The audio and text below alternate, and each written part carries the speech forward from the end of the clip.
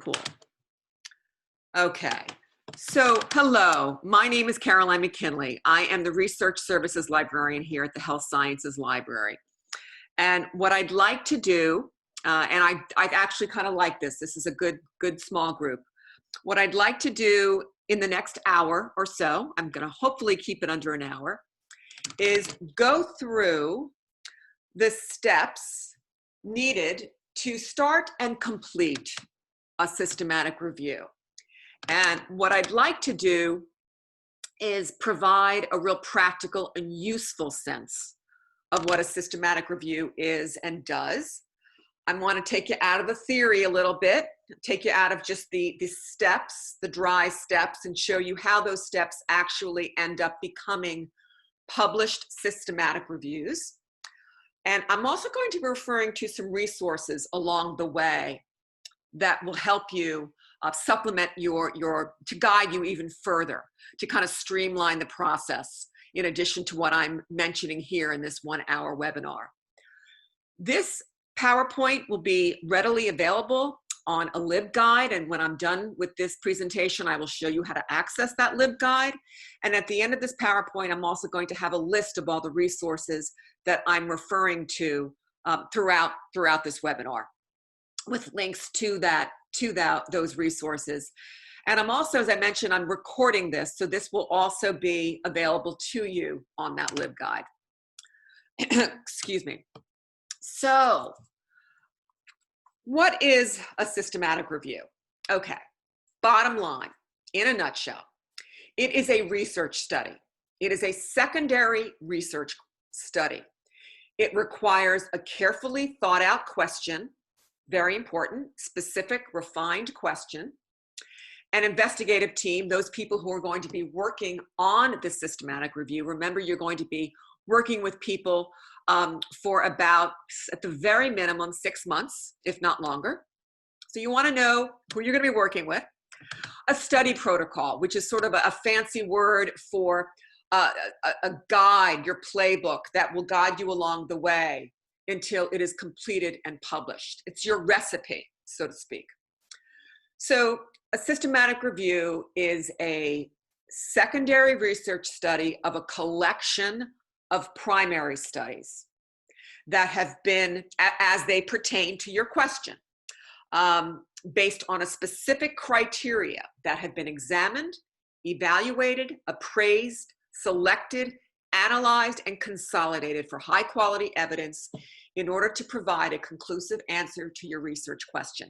Now that sounds kind of scary, but it's actually, the word systematic is really appropriate because it is very systematic and you can be very organized in the process. Now, oftentimes people will come into the library and they do believe that they are doing a systematic review, when in fact they are not.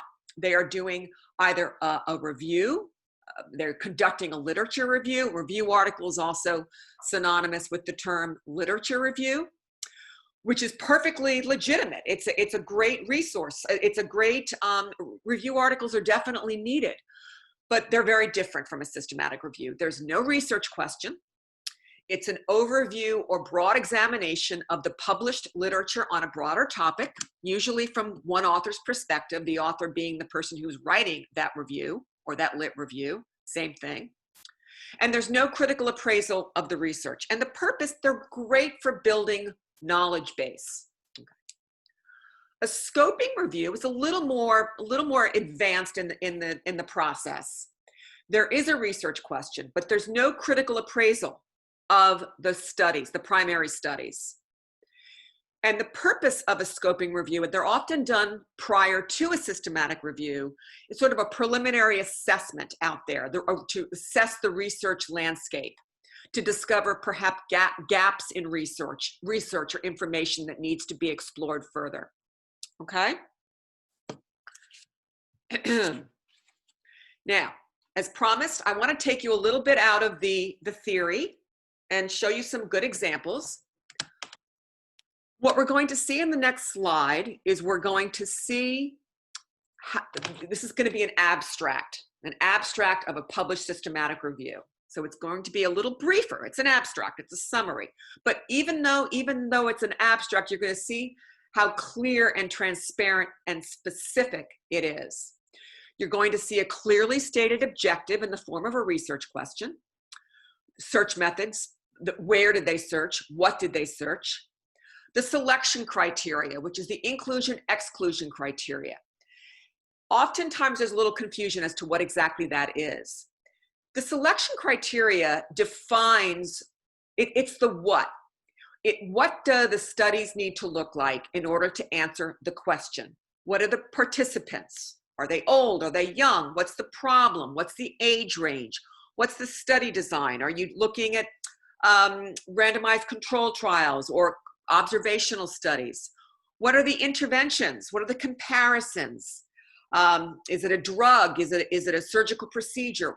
Really be specific. And then you're going to use that criteria and you're going to base your search methods off of finding those studies that meet that criteria. Let me show you. So this is actually an older systematic review, but it's 2008, but it's a good one. And here in the upper left-hand corner, we have the first resource that I want to refer to, that once again, I see that people are arriving. The PRISMA checklist is a resource that will be very helpful to you. Folks who are just arriving, this PowerPoint will be readily available to you, and I'm going to be referring to resources throughout this presentation. These resources will be listed with links at the end of this PowerPoint, and when I am done, I will show you how to access this PowerPoint from a LibGuide that will be readily available to you. And then at the end, if there are any questions, you can unmute yourself and you can ask me, since it's a small group. So I digress. The PRISMA checklist is a very helpful 2-page guideline that is very specific, and it shows you what you need to include in every section of your systematic review. Very helpful. So here we have the abstract. Okay, we have a very clearly stated research question. To evaluate the effects of aripiprazole compared with other typical antipsychotics for people with schizophrenia and schizophrenia-like psychoses. Brilliant, perfect, streamlined, specific, refined. That's what you want to do. Then what you want to do is you're looking at the inclusion-exclusion criteria or the selection criteria. This is what you're going to use later on when you're kicking out studies in the selection and screening step, which we will get to, that don't meet your criteria. So essentially what you're doing is this is what the studies need to look like in order to answer this question. And then you're going to base your search methods off of finding this study to answer this question. Okay. So systematic reviews are not only important, they're needed. Bottom line is they consolidate evidence to solve problems. So for instance, for clinicians, what age do women benefit the most from having a mammogram? For public health, is nutrition or calorie labeling necessary to reduce obesity and diabetes? Studies, and because of the rigor, okay, the systematic reviews can do a lot of things. What they can't do is make bad primary studies good primary studies, okay? So your systematic review is only as good as the studies upon which it is based. So while you're doing your systematic review, you're gonna see how the focus is on lack of transparency. You want to focus on impartiality and transparency and how you are doing this, and the transparency of the studies that you are including. And because of the critical scrutiny with systematic reviews that requires us to dig deep and uncover the best evidence and to reveal any conflict of interest, either financial or professional or intellectual conflict of interest with the authors of the studies, Studies that don't meet our criteria will be thrown out and not used in forming our conclusions. So we might be able to catch studies like this.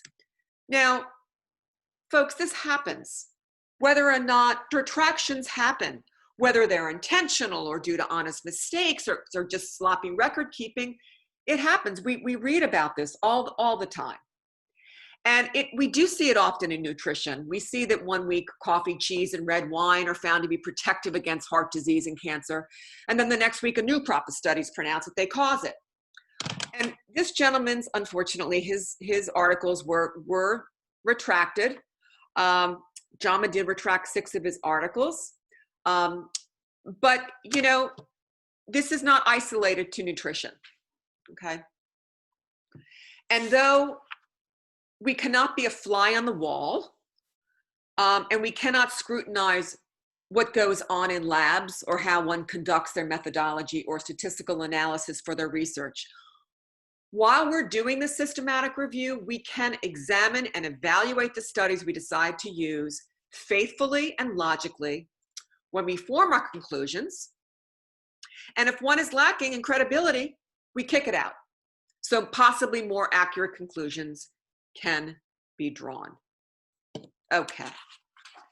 So, systematic reviews, the process of systematic reviews, they uncover the best evidence to support the best healthcare or any outcomes.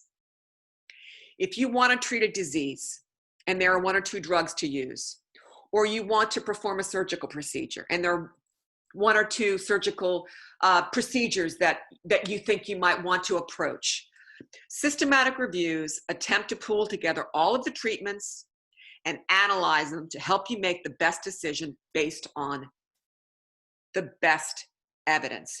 Because of the strict process and protocol, we kick out those studies that are of lower methodological quality. Okay? So, how do we begin? Okay, so this is another resource that is listed at the end of this PowerPoint with the link. Really helpful. It's 5 pages. It's a recipe. It really is a detailed recipe for all of the steps that you need to pursue, all of best practices that you need to complete in order to conduct a systematic review. It's organized in numerical order, consecutive order by standards.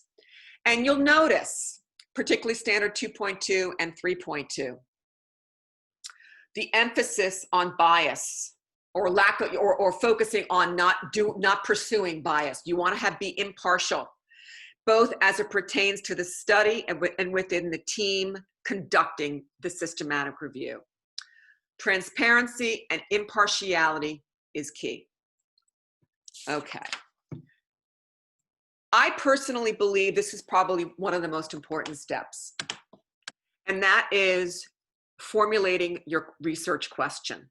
We saw how detailed the question was in regard to aripiprazole. And you don't want to have a broad question because you're going to get into the weeds. You know, your question is your framework, and the more specific and refined it is, in many respects, the more specific and organized you can be in conducting your systematic review. So what is your question? What is the problem you are addressing? Is there a need for an answer? Does it even lend itself to a systematic review?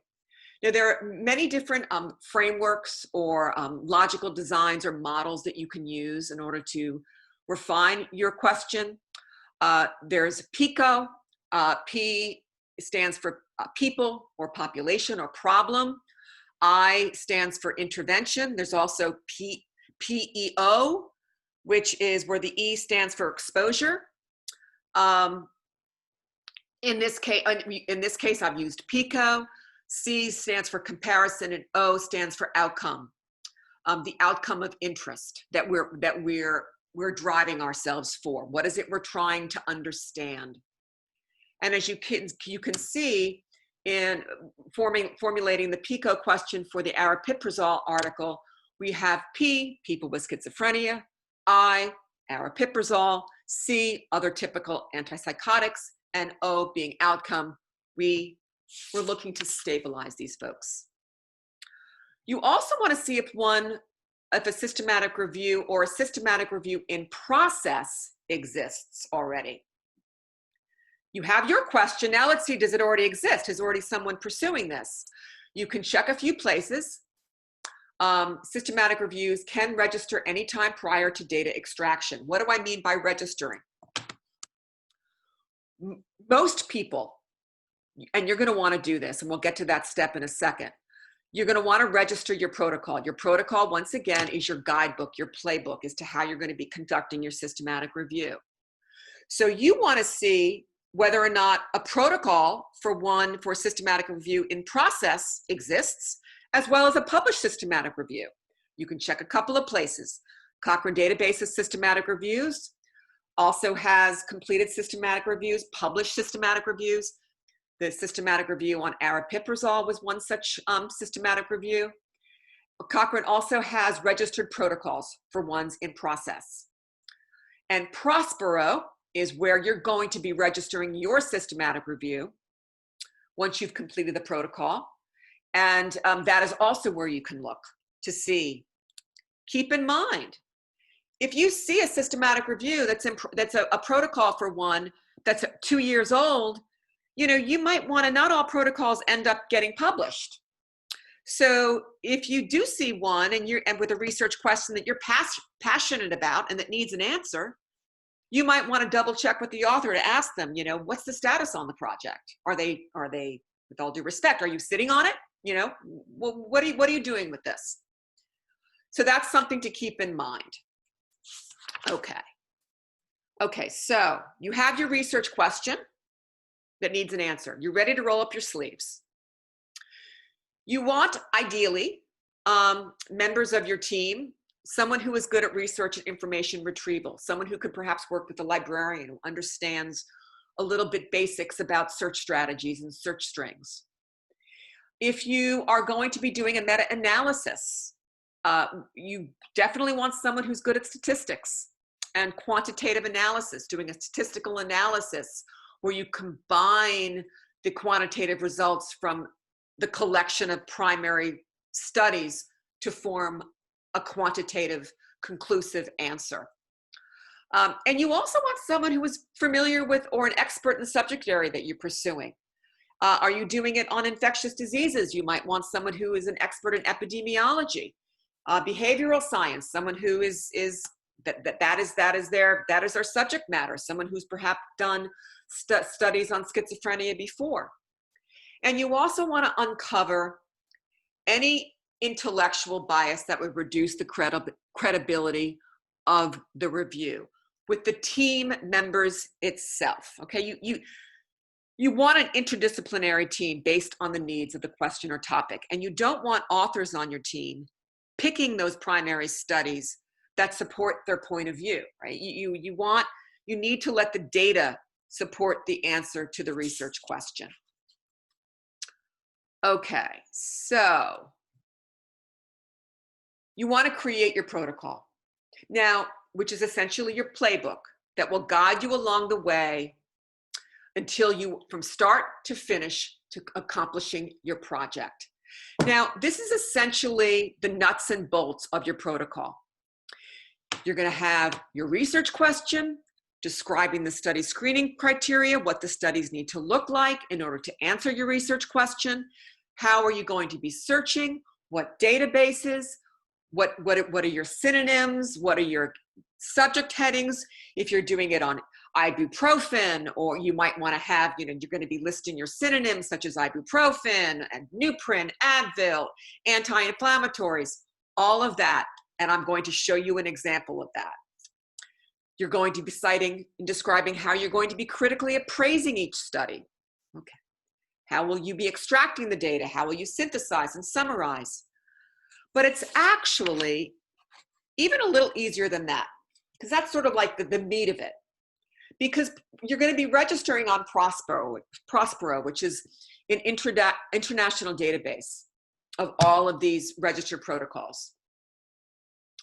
And it's basically Prospero has a series of questions to answer for your protocol. It is basically a form that you fill out that goes through each step that you need to do.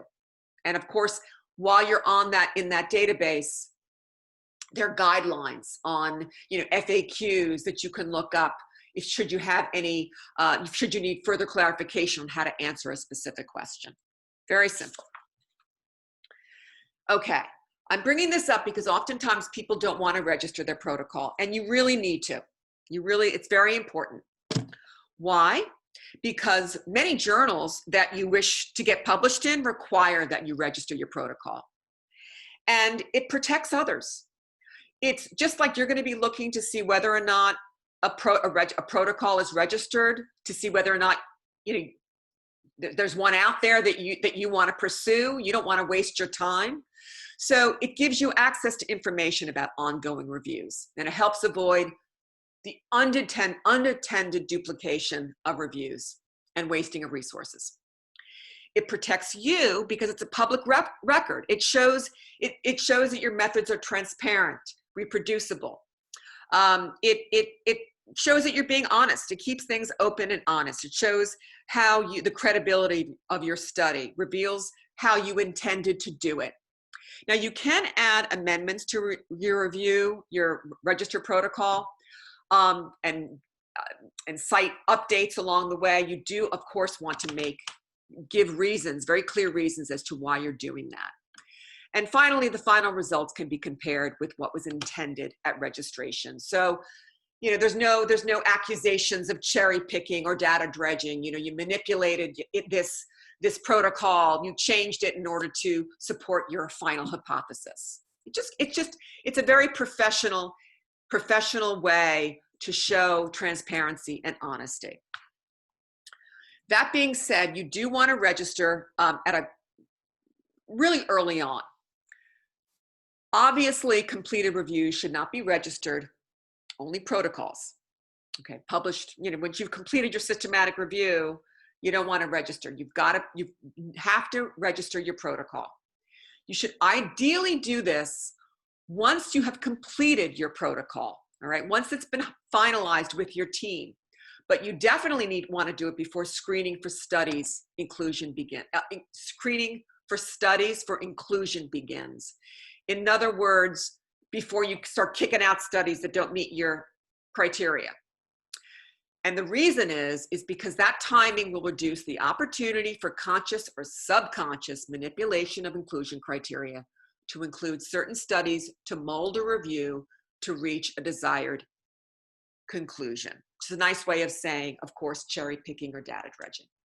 Now, up until last year, Prospero did accept registrations provided the reviewers had not completed their data extraction, but now they will only accept protocols provided that data extraction has not even started yet.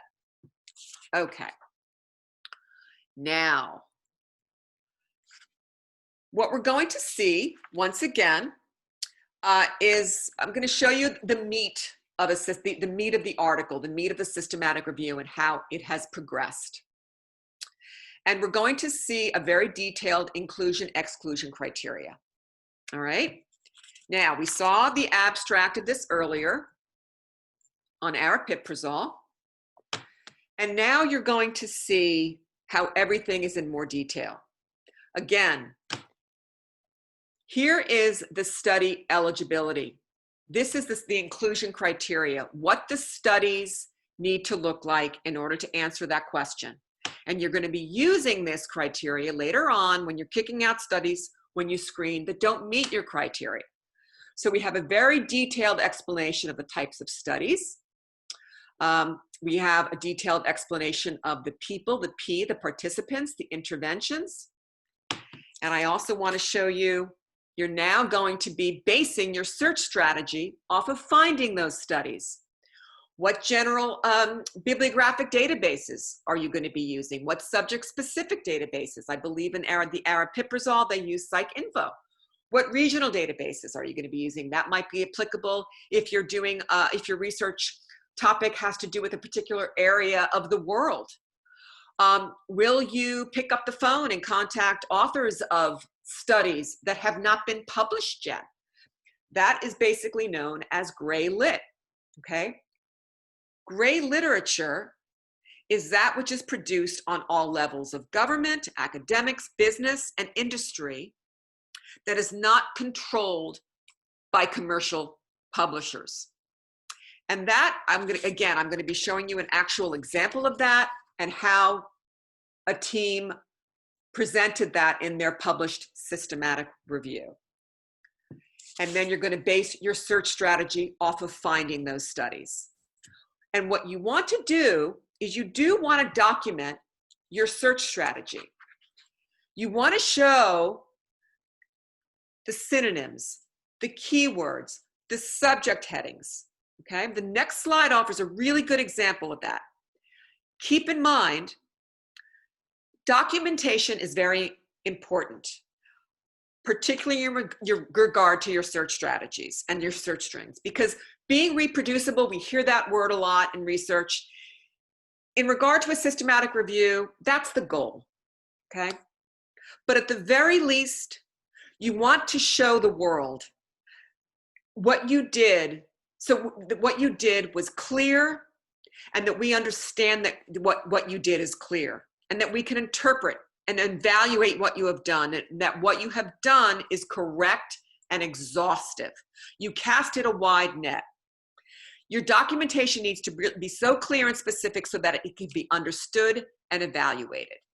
Let us take a look at that. Okay.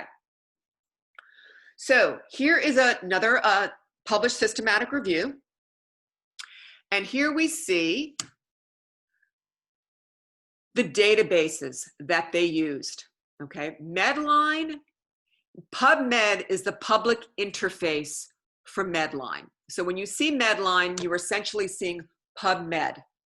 PubMed has more articles than Medline, but I just wanted you to understand that when you do see Medline, I'm referring to PubMed when I say Medline, or I'm referring to Medline when I mean PubMed. So when you see this, what you're going to be using is PubMed. And the reason being is that PubMed has everything that Medline has and then some. PubMed is going to have those open access articles, which can be very, very important to your search strategy.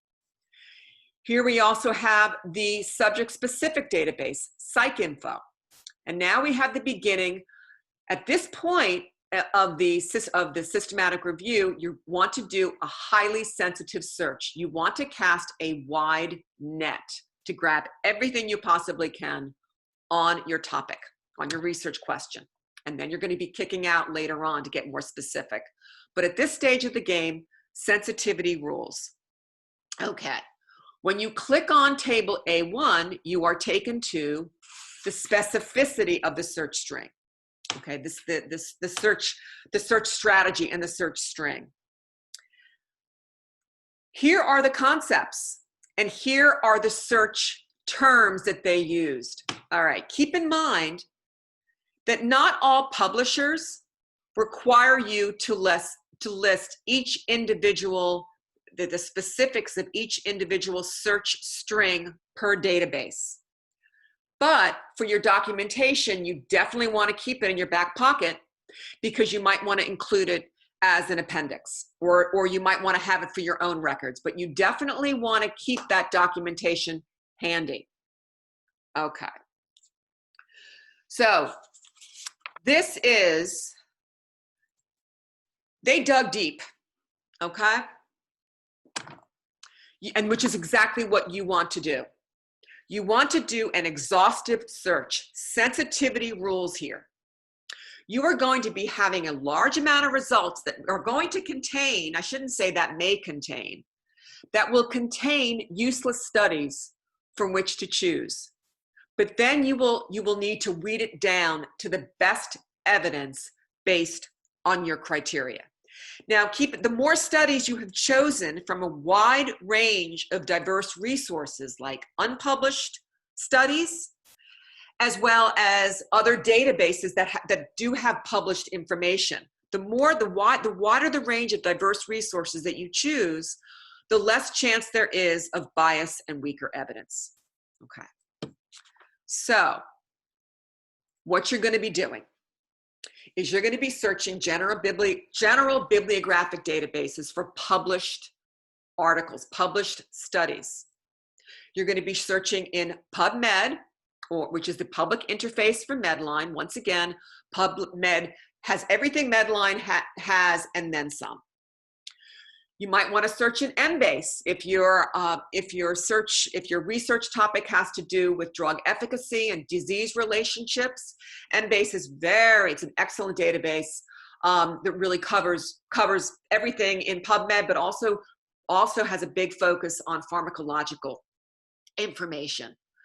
Web of Science, also a great general bibliographic database for published articles. So you don't want to just stop, though, at the published studies, okay?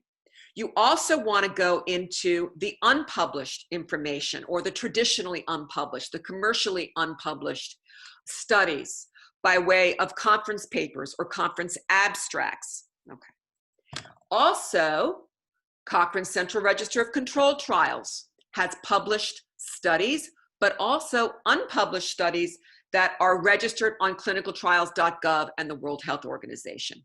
Now, you can also search clinicaltrials.gov and the World Health Organization registry separately, but you can also do it by way of Cochrane Central. Cochrane Central is a little clunky, in my opinion, but you can certainly get your information, and if you have any questions, you can certainly shoot me an email. Okay, so the unpublished, let me go back. The unpublished studies, all right, that in addition to the published articles that you're going to be accessing on these general databases, remember, not all of the data, that's just kind of scratches the surface. There's a lot that went on behind the scenes of those published articles. And oftentimes those published articles will have links to clinicaltrials.gov for the data, the data that went on behind the scenes that cannot possibly be included in that published article. So you also want to look for missing data from published studies by way of clinical trials or the World Health Organization. Okay. So, gray literature, you can also search WorldCat, which is available from our databases page. You can look for theses or dissertations, also very helpful. Google Scholar is also really helpful for searching for conference papers. In addition to the bibliographic databases, you can search for author. You can search Google Scholar by author or title. Keep in mind, Google Scholar is skewed toward articles that have been already cited by others. And believe it or not, Google is excellent for searching government sites, gray literature in government sites like the World Health Organization or the NIH or the Food and Drug Administration. You can do a site limiter on Google. So for instance, if I was doing that other search that we did earlier to represent that systematic review, you can search schizophrenia, aripiprazole, FDA:.gov. So you're limiting it to the FDA. That being said, you can also search the FDA directly, all right? And you can, of course, search clinical trial registries directly. Keep in mind, in terms of picking up the phone and contacting specialists in the field or authors of unpublished information, you can do that. Let me just go back. And I'm going to show you an example of how that can be documented in your systematic review. If you see a conference abstract and there is no conference paper as of yet that has resulted from that conference abstract, you can use that conference abstract as, how should I put this, breadcrumbs or a pathway to gather more information about that study. You can contact the author of that study and you can ask, hey, what else can you tell me about your study? You'd be surprised as to what you can glean and what you can gather from that. They might not get back to you, but you at least You attempted to try. It shows that you were thorough, and that is very important when you are conducting a systematic review. So I want to show you how that is stated. Okay, so here we have another systematic review. We have the what and the where. We have the specialized data registry that was searched. We have the database, the Cochrane Central, for published and unpublished clinical trials that were registered. We have Ovid Medline, which again is very similar to PubMed. PubMed is the public interface for Medline. And now we have the beginning. We also have a regional database. We have the beginnings of the search strategy. It goes on to the next page, next slide. And this shows the breadth of the search. Under searching other resources, they have said, we scrutinized reference lists of any identified relevant studies for additional citations. We contacted specialists in the field and tried to contact the authors of the included trials for any possible unpublished data, but with no success. The breadth of their search was excellent, okay? No stone was left unturned. This is what you want to do. You want to search all relevant primary studies, published and unpublished, in a detailed and exhaustive way. This is a multifaceted search to find everything that is out there. So, again, conference proceedings, you want to search current studies or trials that had not been registered. Not all trials get registered. And you also want to search clinical trials that have not been published. Maybe a third or more remain unpublished after registration on clinicaltrials.gov. We know the reason for that, okay? Not significant results, or results that don't, statistically not significant results, do tend to get published far less than those that do prove the hypothesis.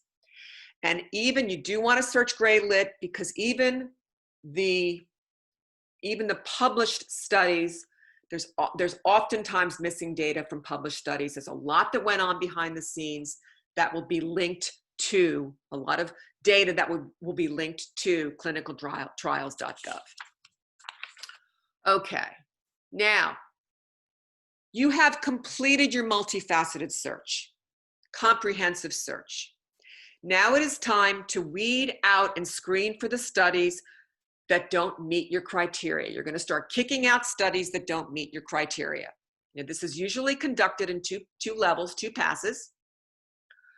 The first, I'm taking a sip of water. 1 second, please. Okay, so the first pass, the first level pass, you're going to be taking a look at the title and or the abstract. You are just going to look for reasons to kick it out at this point, okay? From the keepers of the first pass that go on to the second pass, you're now looking at the full text of the articles. You're looking to see if it matches all of your criteria. You're kicking it out if it doesn't match all of your criteria. And remember, your inclusion-exclusion criteria that you set up in your protocol, that is what you're going to be using to kick out these studies. So you're going to be asking yourself, does it meet my criteria?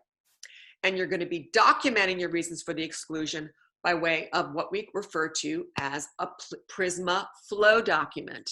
Again, another resource that I have listed at the end of this PowerPoint.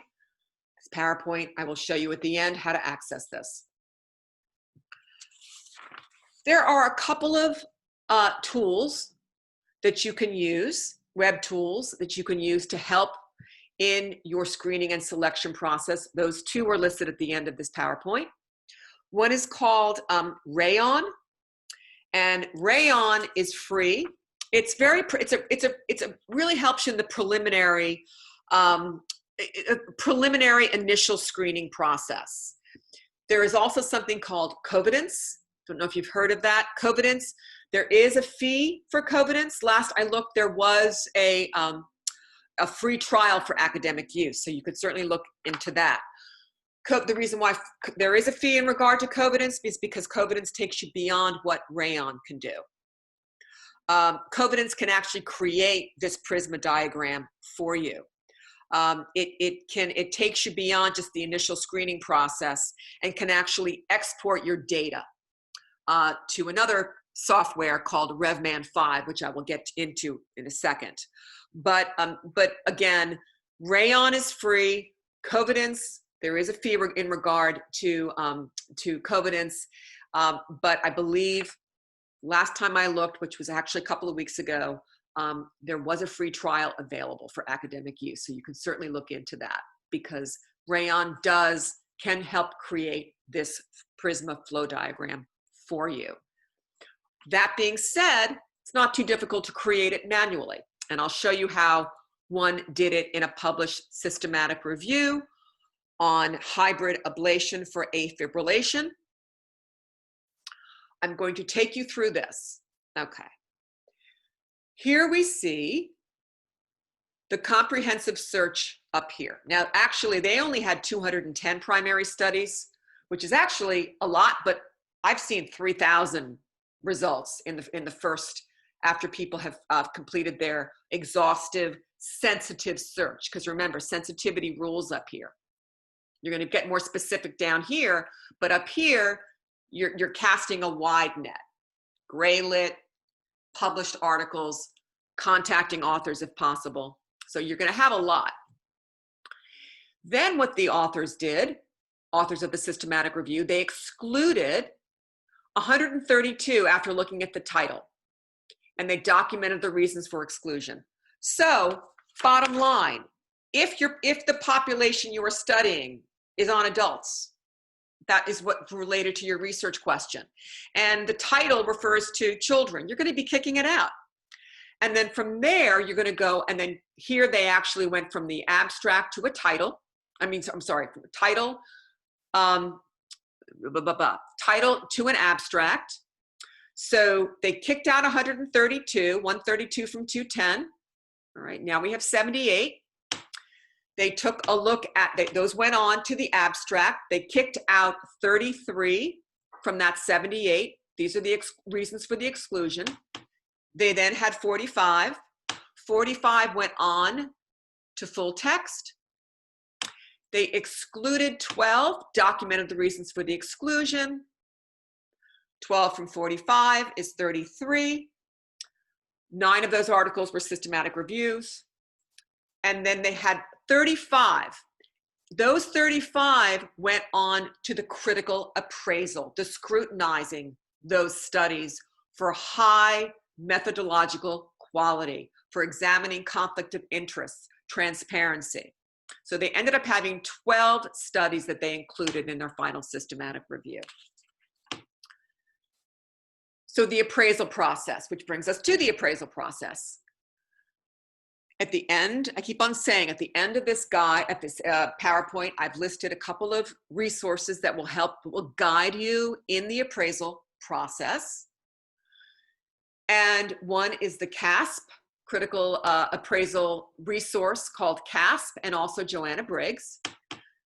Essentially what those are is they are tools that guide you what questions you should be asking in order to scrutinize and appraise the studies that you might wish to include.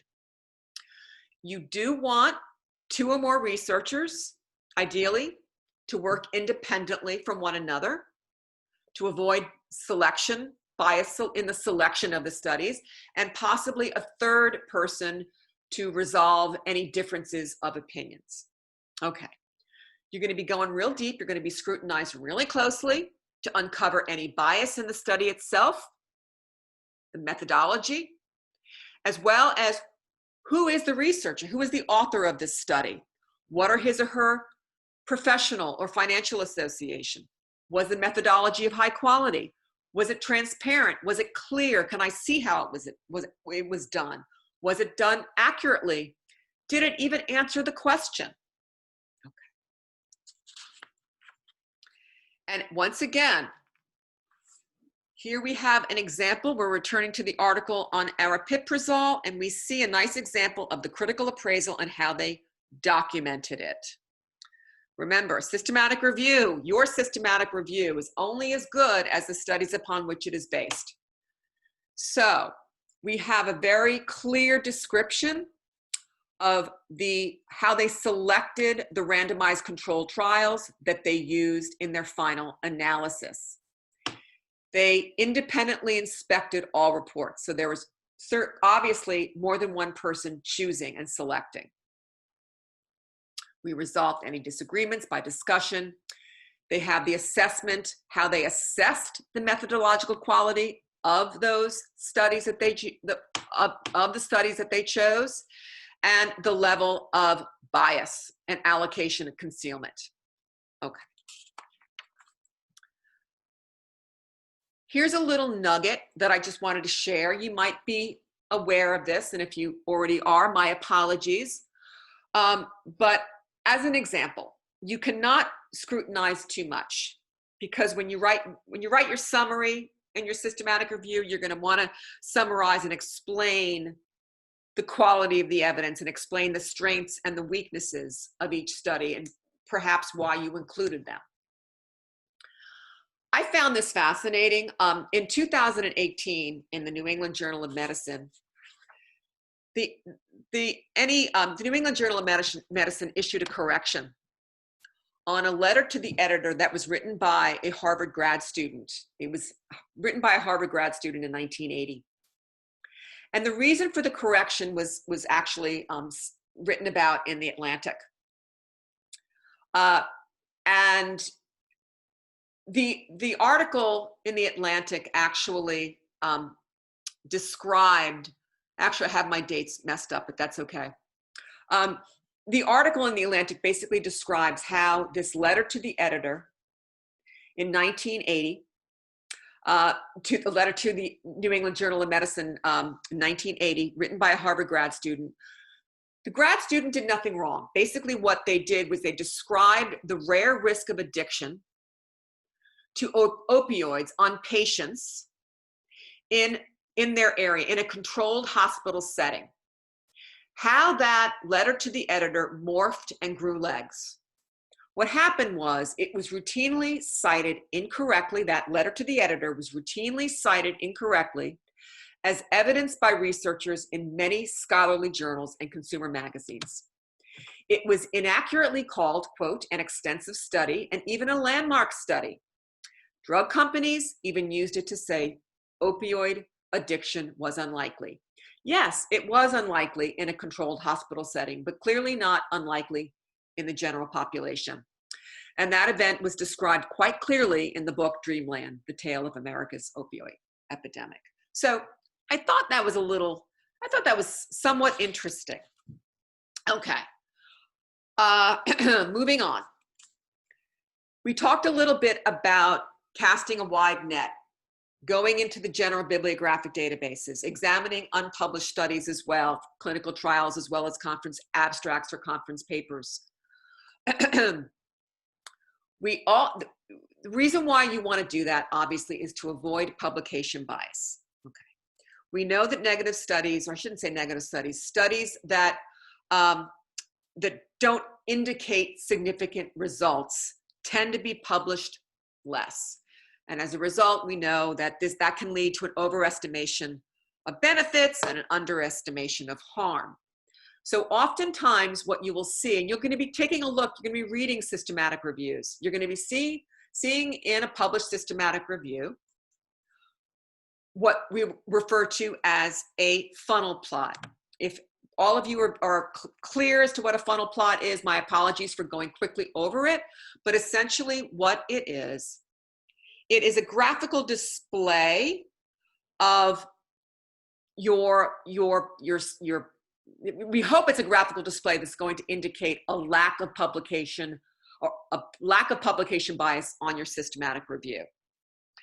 So it illustrates publication bias or lack of in a published systematic review. So each of these dots represents a primary study, okay? And which ideally, when ideally what you want to see is, in the absence of publication bias, what you want to see, you want to basically see a funnel or a Christmas tree. So very basic. Ideally what you want to have is, we have on the y-axis, we have the size of the study increases in population, in study size. And lower down, we have smaller studies. Ideally, towards the bottom, you want to have the effect estimates of this treatment from smaller studies being less accurate, lower confidence level, should scatter more widely at the bottom. And the spread should tighten as we go up with the increase of study population. So we're going to hopefully increase our accuracy, or we're going to tighten our confidence interval. So you're going to be probably seeing a couple of those funnel plots when you start to read systematic reviews.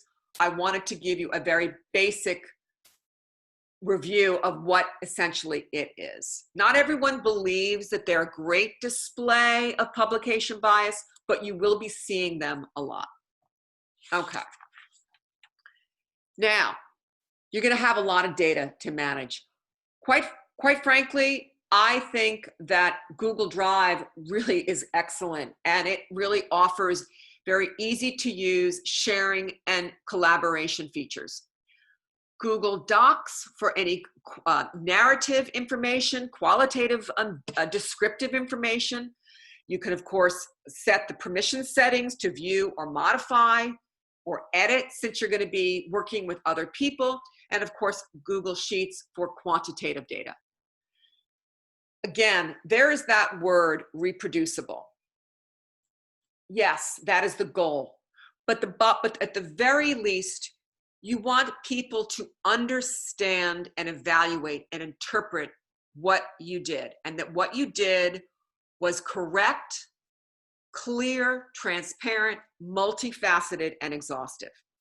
So what to document: your search process, your search details, the date of when you searched, okay, when you actually retrieved those records, the number of records retrieved, your search terms, your keywords, perhaps explanations or questions that you had, all right?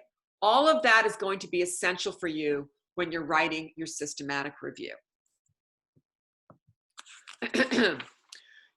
Obviously, citation management is going to be key. At the library, we subscribe to RefWorks. EndNote is free, but both are free. EndNote, we can help with EndNote Web, but RefWorks, we don't subscribe to EndNote because it's free.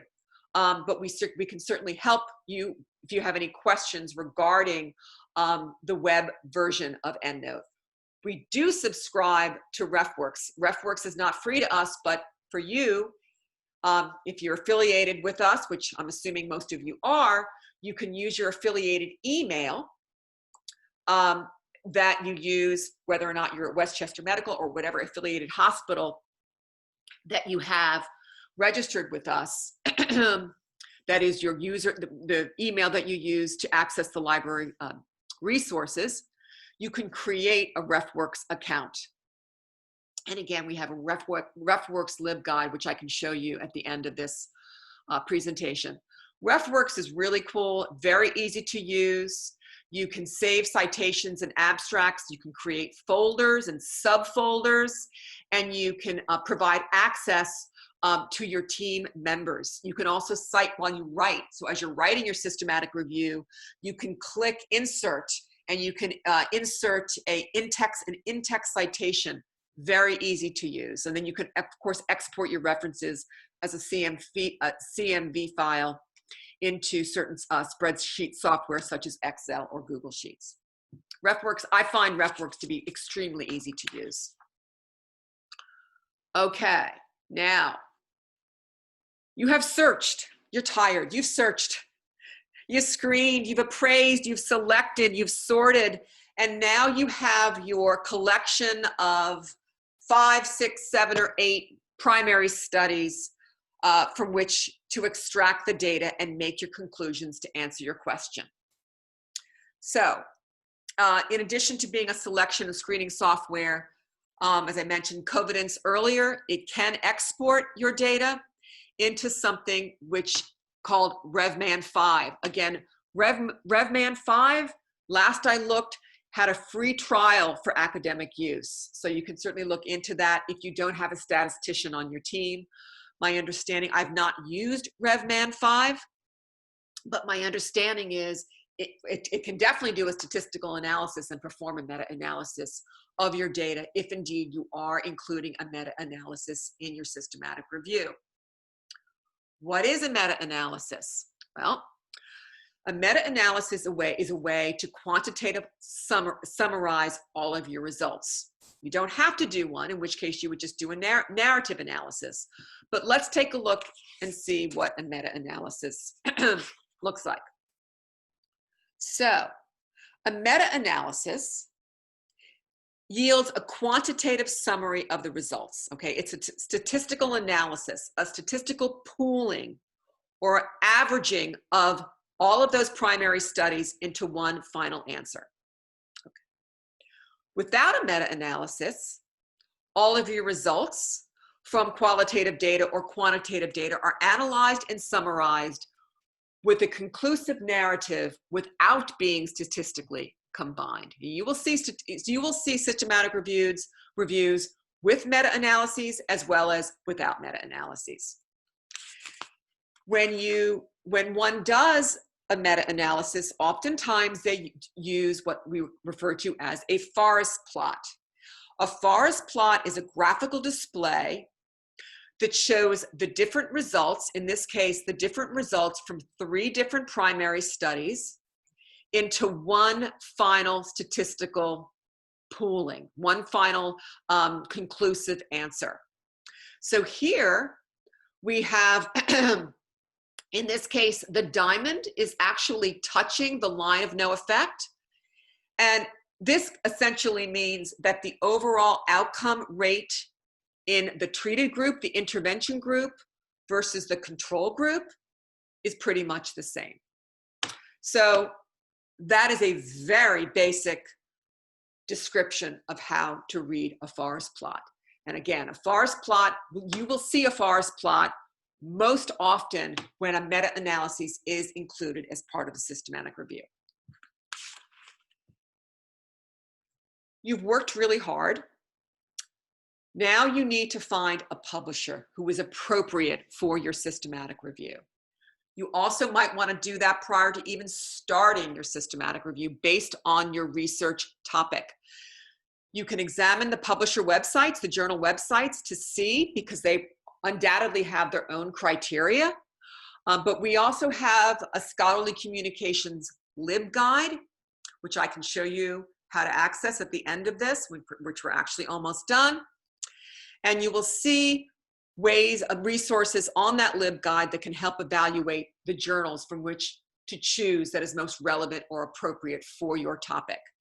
There's actually one resource available on the Scholarly Communications LibGuide, which is called Jane Biosemantics, which is obviously limited to biomedical journals, and you can actually search for an appropriate journal in that resource using keywords or your abstract. Okay, as I promised, here are the resources that are listed at the end of my PowerPoint. Continues to go on. And if you have any questions, you can certainly pop me an email. I am not available at that number right now because we are still working off-site, but you, as I said, you can certainly pop me an email. And I'm going to now, if I can, quickly show you how to access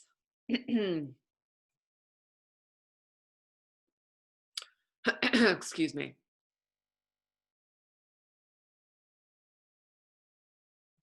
Okay, So here you have, I'm going to go to the little home page. Here is our home page of our library. And if you click on research guides, you can click on conducting, and there we go.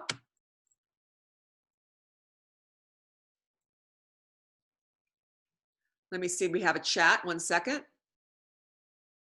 Oh, okay. You are welcome. You can click on, type in conducting a systematic review, you will be taken to this LibGuide. Here is the actual presentation that I just did, which has the resources listed at the end. Here is a video that I did 2 years ago.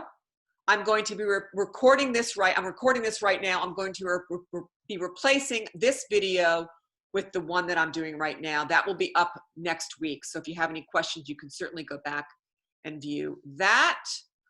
I also wanted to quickly show you, going back to the home page, under research guides, if you type in RefWorks,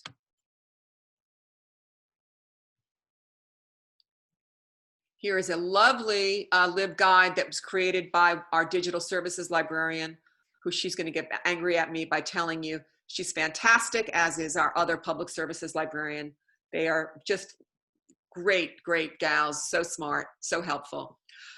Here, you information on registering for an account and how to create your account. Here, you can enter your NYC, NYMC, or affiliated hospital email to create your account. And last but not least, I want to show you how to access that scholarly communications. Click on research guides, type in scholarly communications, and here is the other LibGuide that I was going to show you in terms of how to find a journal, guidelines on how to find a journal for your systematic review and how to evaluate a journal. Here, once again, are a couple of those tools. And I want to see something here. If there's anything. I'm looking for the Jane. I believe Jane might have been taken off. I don't like that. 1 second. Well, here are basically guidelines on what to ask. And I'm actually going to throw that Jane Biosemantics resource on my LibGuide, so you'll be able to access that as well, unless I'm missing it here. Oh, here it is, Jane, right here. So you can pop in your abstract or your keyword of your systematic review and search that way. Okay, I know we've already gone over. If you have any questions, you can certainly unmute yourself and I'd be happy to answer any now.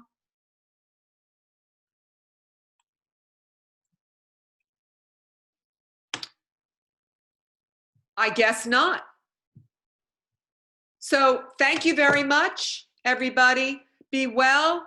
Have a lovely Thanksgiving. Stay safe, and I'll see you on the flip side. Good night or good afternoon.